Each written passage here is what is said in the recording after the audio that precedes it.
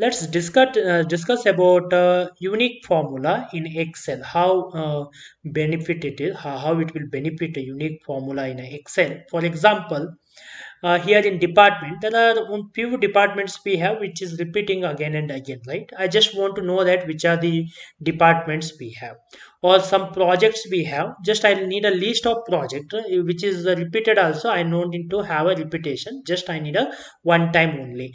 Or these executive leaders are there, I just need that. Or this location is there, I just need that location without any repetition. Then how to use a unique formula? I just show you that different application of the unique formula.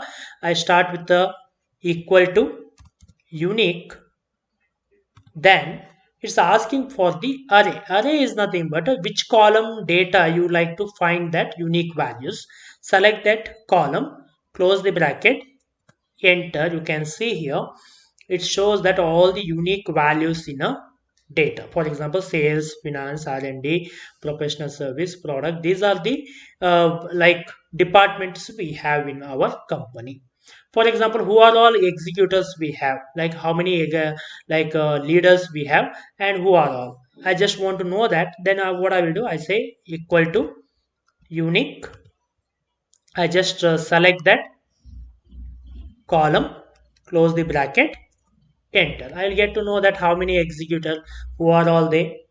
In case I'll need to know the how many projects we have, I just use a unique and I select the data, close the bracket, enter. I get to know that which are the projects we have. Okay. In case I would like to know that how many projects we have, unique projects we have, like I just use a count formula. Inside count formula I'm using the this we have to use a count a, because it's a text column. So I just use a count a, then unique. You can see 12 projects we have in total. Same way, like equal to count a, I use a unique formula. I select like department, how many departments we have in total, close the brackets.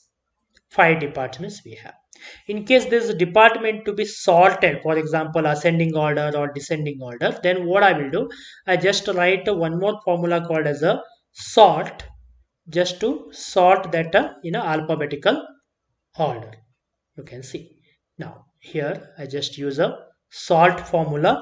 Then I will be using a unique formula so that you will be able to sort it by alphabetical order. We in detail we have learned about a sort formula also. You can check in my video. And if I say that comma, we can give the like salt index. I will not be giving anything, but salt order I say descending -1. So what it will do? It will sort in a reverse order like this. We can use that sort formula along with the unique formula also.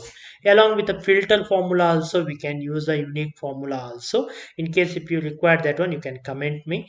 And we can use it for counting, you can use it for anything we can use. For example, I say that count a, and I use a unique formula to count that the unique locations we have in our data, like 5 locations we have.